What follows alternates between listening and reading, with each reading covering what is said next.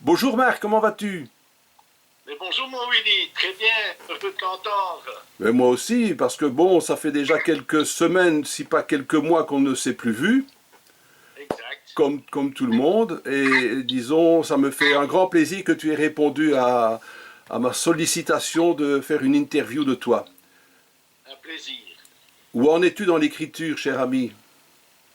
Ben, j'ai quand même pas mal écrit ces derniers temps, puisque tu es au courant que j'ai quand même écrit encore deux pièces pour moi importantes, qui sont d'une part L'Appât, qui va être joué cette année au mois de novembre à la flûte enchantée. Et puis je crois que je t'ai envoyé ma toute dernière pièce qui était Imposture. Imposture, effectivement, oui, oui. Mais ça fait déjà plus d'une vingtaine de pièces, ça, au fil de combien d'années? Au total, disons qu'il y a 23 pièces que je dirais qui sont valables, voilà, qui peuvent être jouées. J'ai écrit d'autres pièces à l'époque quand j'étais jeune, qui évidemment sont des souvenirs. Est-ce que les derniers mois t'ont inspiré quelques réflexions pour des intrigues au niveau de tes futures pièces? Et je vais te dire qu'on m'a interpellé plusieurs fois en disant, Marc, voilà, tu as le sujet, tu as le virus, tu peux parler du virus, ça va être formidable, etc. J'ai réfléchi et j'ai répondu à tous ces gens que finalement, c'était absolument pas nécessaire parce que toute mon œuvre théâtrale, qui, bon, c'est ces 23 opus, sont finalement toutes des pièces où il y a déjà un confinement, où il y a déjà des virus. Tous mes personnages sont atteints de virus. Oui, ça je comprends bien. Mais disons, sans parler spécialement du virus, avec tout ce que nous venons de découvrir et de vivre au sein des différents cabinets qui ont géré les événements, j'ai l'impression qu'il y a de quoi écrire certaines petites choses, hein. Enfin, disons que ça peut inspirer certaines idées, c'est certain, mais disons que très bizarrement, je me suis beaucoup plus intéressé durant toute cette période, disons un vieux dada, quelque chose que j'aime beaucoup, que j'ai aussi pas mal publié à l'époque, ce sont des poèmes. Donc je me suis tourné plutôt vers des poèmes parce que je venais de terminer plusieurs pièces. Alors au lieu de me répéter, parce qu'à un moment donné on se répète, je me suis dit, mais c'est venu spontanément que je me suis mis à réciter à haute voix en me promenant dans les dunes, etc., des poèmes qui naissaient spontanément. Peut-être le contact prononcé avec la nature durant ces derniers mois, puisque j'étais quand même fort à l'extérieur, je vivais à l'extérieur, je me suis acheté une bicyclette que je n'avais plus, et j'ai commencé à arpenter, disons, le territoire ici du littoral, que j'ai redécouvert en grande partie. Et ça te permet de redécouvrir de nouvelles haltes pour le... Surtout les petites haltes gastronomiques, je sais que tu es friand de ce genre d'endroit pour dire de couper la journée. Dans cette période, il n'y avait pas moyen de s'arrêter, puisqu'il n'y avait aucun endroit qui était ouvert tout de Oui, mais suite. je pense que sur Gébrus, tu as trouvé quelque chose de ces jours-ci. Un café, on pouvait de temps à autre trouver un endroit où on pouvait acheter un café. Ah ben voilà, c'est très important, très important. Mais c'est beau ce que tu viens de dire. La poésie, te lancer un petit peu et revenir à ce vieux dada, c'est beau de pouvoir se promener le long de la plage, dans les dunes, et pouvoir s'exprimer à la nature et avoir comme réponse le bruit des vagues, le bruit du vent. C'est inspirant ça, c'est une sérénité.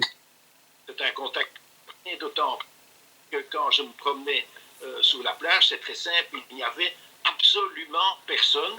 Et les seules personnes que je rencontrais, c'était la police montée, parce qu'il y avait la police montée qui quand même surveillait, disons, que le respect des règles du confinement, et avec qui, de temps à autre, j'avais des conversations. Et sinon, je ne rencontrais absolument personne. Personne, incroyable. Personne se promenait sous la plage. On a dit qu'il y en avait quelques-uns, ça bien, mais sinon, c'était un endroit devenu désert ici. C'était, disons, c'est quelque chose qu'on ne connaîtra plus jamais, de vivre dans une sorte de ville fantôme où il n'y avait plus aucune activité, puis où il n'y avait pas d'activité. Il n'y avait plus de voitures, plus de pollution, donc c'était quelque chose, selon moi, de révolutionnaire. Et alors, ce mot qu'on galvaude et qu'on emploie sans cesse, le bonheur, je suis heureux, les gens disent je suis heureux, je suis ci, je suis ça. Bon, eh bien, ici, je l'ai vraiment ressenti, je l'ai dit à ma femme à un moment donné, je sens vraiment ce que ça veut dire être heureux, de bonheur. Il y avait quelque chose de fantastique. Moi, je reviens un petit peu à cette promenade sur la plage où tu, à un moment donné, tu fais demi-tour et tu reviens sur tes propres pas. Quel sentiment de solitude de voir les quelques pas que tu viens de faire au cours des heures, et puis tu retournes et tu remontes le trajet. Ça doit être impressionnant. Remonter sa propre vie de cette façon-là. Je veux te dire, c'est ce qu'on fait toujours. On regarde toujours derrière soi. Donc voilà, quand je reviens et je retourne sur mes pas, je retourne en quelque sorte derrière moi. C'est un peu regarder la vie dans un rétroviseur. Oui, Il faut pas trop faire non plus parce que c'est pas très bon. Il vaut mieux regarder devant soi, mais de temps à autre, on est bien obligé de regarder derrière soi, c'est clair. Alors, parle-nous un petit peu maintenant de imposture. Nous livrer quelques petits mots sans rien révéler, mais d'où est venue l'idée de cette pièce-ci? Non, je veux te dire, la pièce qu'on va jouer, la pièce qu'on va jouer, c'est l'appât. Ah, c'est l'appât. Oui, Imposture sera jouée l'année donc en 21. C'est Christian Demarche qui va monter la pièce.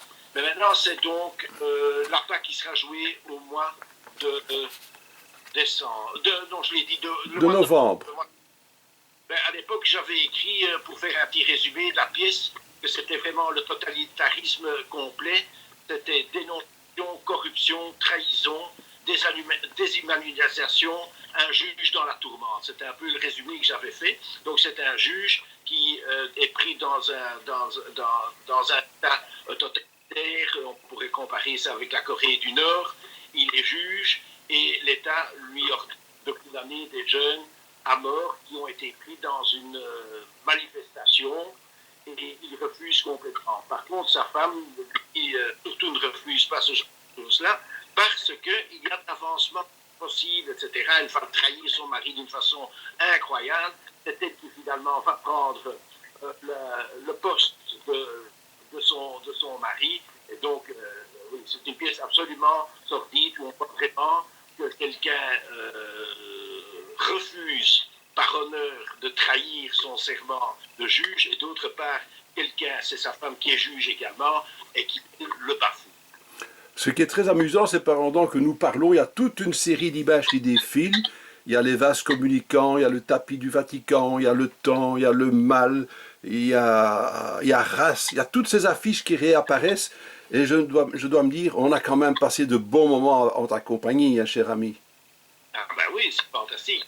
Et puis, ensemble, grâce aussi à ton amitié, à ton enthousiasme, tout ça, ça nous fait très peur.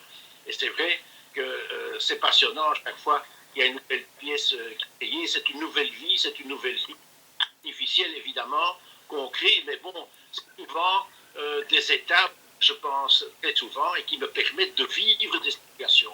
Je vis des situations que je ne vivrai jamais, mais je parviens à les faire vivre d'autres. Ah Donc c'est oui. difficile, mais c'est passionnant, évidemment. Je mène plusieurs vies, je l'ai déjà dit plusieurs fois.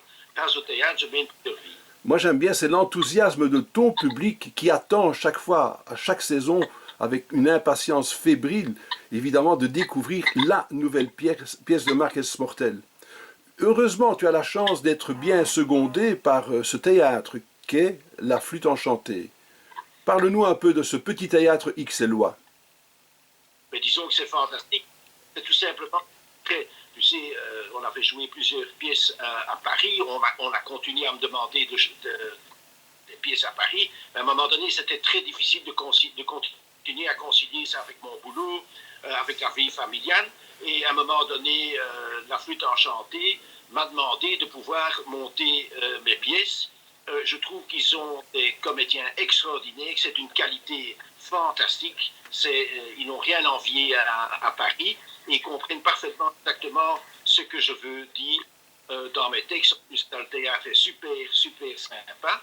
Et finalement, ils me proposent chaque fois de monter une de mes pièces. Donc finalement, je me suis un peu installé dans un certain confort, puisqu'ils me le présentent. Bon, je ne vais pas dire non, parce que c'était déjà tellement difficile d'être joué. En plus de ça, en Belgique, on sait très bien que toutes les pièces des auteurs terminent dans des tiroirs.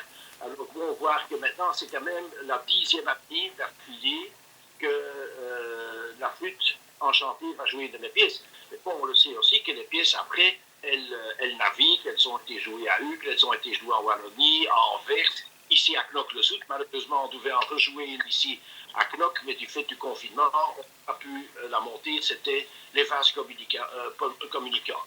Maintenant, j'ai été de nouveau réinterpellé par Bouvet, qui avait déjà monté plusieurs de mes pièces. Et donc, c'est pas du tout impossible que, surtout une des deux, Imposture ou bien Lapin, soit jouée à Paris.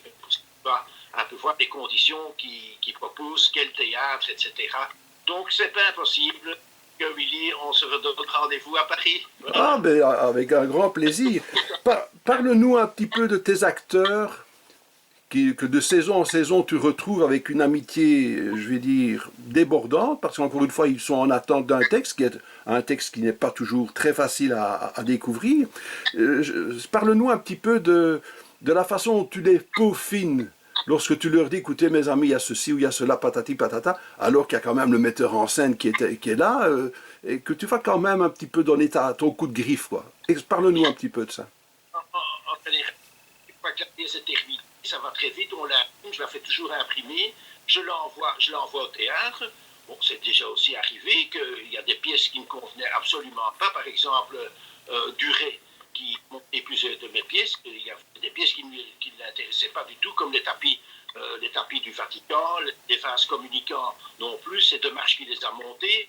Maintenant, par contre, la PAC est envoyée à Jean-Luc et bon, j'ai dit Jean-Luc, le rôle du juge, il est vraiment écrit sur mesure pour toi. Parce que je trouve que c'est un comédien, plus de ça, remarquable. Et je ne verrai pas la pièce sans durer. Je ne verrai pas la pièce sans durer. Heureusement, il était très enthousiaste. Et c'est lui qui va donc créer ce rôle auquel je tiens énormément. Parce que certainement, cette pièce est pour moi une sorte d'aboutissement. Il y a un concentré de toute la thématique que j'ai développée à travers toutes ces années. D'accord. Mais donc, moi j'aime bien, c'est quand tu assistes parfois à la première. À la première, et la première chose que tu fais, évidemment, quand le public se retire, c'est de foncer dans les coulisses. Qu'est-ce qui se passe à ce moment-là dans les coulisses? Je vais en général applaudir, remercier. C'est surtout quelqu'un qui dit merci. Donc quand je vais vers ces coulisses, mon cher Willy, c'est tout simplement pour m'incliner et dire pour ce que vous avez fait, parce que moi je sais évidemment le travail que cela représente de mémorisation, de jeu, de temps consacré. Et comme ça, monter une pièce, il faut des mois de travail évidemment. Donc, oui, oui. La seule chose que je fais, en général, c'est la musique, c'est moi qui l'impose. Parce que je considère que je suis meilleur musicien que dramaturge. Ma véritable passion, ça reste quand même encore toujours la musique. Alors, tu viens de te déplacer légèrement sur la gauche pour toi, sur la droite. Non, pas de souci, parce que ça nous permet de découvrir une magnifique bibliothèque. Oui. Quel est ton livre chouchou dans cette bibliothèque? Oh là là, je regarde. Je vais te dire, ce que tu vois, surtout principalement derrière, ce sont mes albums de photos. La bibliothèque a été créée de toutes pièces pour des albums de photos, peut-être en mettant de côté, on les voit, ils sont dans le bas. D'accord. Il y en a 44 qui représentent à peu près 50 années de voyage à travers le monde. Dès qu'un voyage se termine, je fais développer encore ce qu'on appelle des photos et je les colle. C'est un travail que je m'impose. Je fais un voyage, je colle les photos. Donc, mais souvent, il y a des photos de ma femme, parce que ma femme photographie 10 fois mieux que moi. J'ai beaucoup appris. Oui, mais oui, ce sont des instantanés que tu adores faire, évidemment, quoi. C'est le petit quelque chose. Est-ce que la photo t'inspire dans l'écriture pour créer une ambiance, une atmosphère, un cadre? J'ai des photos, parce que je sais, par exemple, un voyage que j'avais fait en Espagne, c'était à Tolède, j'avais une vue extraordinaire depuis le Parador sur toute la ville de Tolède, et j'ai dit, voilà, j'ai un décor extraordinaire pour commencer une pièce. Oui, donc indirectement, je photographie Voilà. avec mes yeux, avec ma tête, et donc ça peut effectivement influencer un décor pour un départ de pièce, oui. C'est pour ça qu'il y a mes pièces voyage, hein. Il y a beaucoup de pièces qui se passent, par exemple, au Vatican, dans d'autres pays. Donc, voilà, oui, c'est important. Certainement influencé par les voyages que je fais, ça c'est clair. Donc nous avons sûrement fréquenté la même maison à Knock dans le temps, parce que maintenant c'est autre chose. Donc tu visitais la maison Leurs alors pour les photos? Encore toujours. Encore toujours. Donc, et mon ami Jean, il développe toutes mes photos. Oui, t'es bien au courant, c'est toujours la maison Leurs, c'est tout à fait. Très vieille maison, très vieille maison. C'est devenu un ami. Je discute beaucoup avec lui parce qu'il a un plan extraordinaire. Et je fais beaucoup de montage, même pour les amis. Par exemple, je suis invité quelque part, il y a des photos intéressantes qui m'ont envoyé, et bien je vais faire un petit montage. J'ai fait récemment un petit montage pour lui qui est un grand champion, de ski alpin. Eh bien, j'ai fait un petit montage pour lui. J'ai une très bonne amie qui, elle, avait fait des chapeaux de ses propres mains. J'ai fait tout un petit montage avec les chapeaux qu'elle avait photographiés. Voilà. Ça m'intéresse. C'est étonnant qu'en parlant photo, ça me rappelle un petit peu que j'ai une connaissance à Knock que tu ne connais pas. C'est étonnant alors qu'il est aussi zoutois et knockois que toi. C'est Fabien Raas. Comment, Fabien? Fabien Raas. Je ne l'ai jamais connu. Eh bien, c'est un personnage que tu devrais découvrir. Un peu le look de Antoine de quand nous étions jeunes. Il a toujours le look maintenant, mais avec cette belle barbe grise. Il a un regard à travers l'objectif extraordinaire. Et je pense que c'est lui aussi qui édite et qui fait beaucoup de photos pour le Knock Life Magazine. Ah oui, que je connais. Voilà. Donc je connais cette revue. J'ai dû voir de ses photos. Mais tu devrais flairer le personnage, il est d'une gentillesse, d'une sympathie extraordinaire. Francophone aussi. Marc, je suis très content d'avoir eu cet entretien avec toi. Je te souhaite une belle balade, un bon petit footing cet après-midi. J'ai déjà fait ce matin. Tu as déjà fait ce matin? Oui, j'ai déjà couru mes 40 minutes. Ah oui, ça c'est tous les matins. Super. J'ai fait cet après-midi, c'était la bicyclette. Ah d'accord. Voilà. Eh bien, je te remercie, tu embrasses toute la famille et à très bientôt, Marc. À Monique, gros bisous à Monique, à toi, à très bientôt, évidemment, pour un petit repas à Bruxelles, pour discuter évidemment de la rentrée. Et bravo aussi pour toutes tes émissions que tu réalises, c'est extraordinaire ce que tu fais, toutes tes chroniques littéraires, ce sont les plus belles. Je te rends hommage aussi. C'est toujours fantastique. Je serais incapable d'écrire ce que tu écris à ce niveau-là. Faire des critiques comme tu le fais, c'est tout simplement magnifique. C'est bien gentil. À bientôt, Marc. À bientôt, mon... Salut. Salut.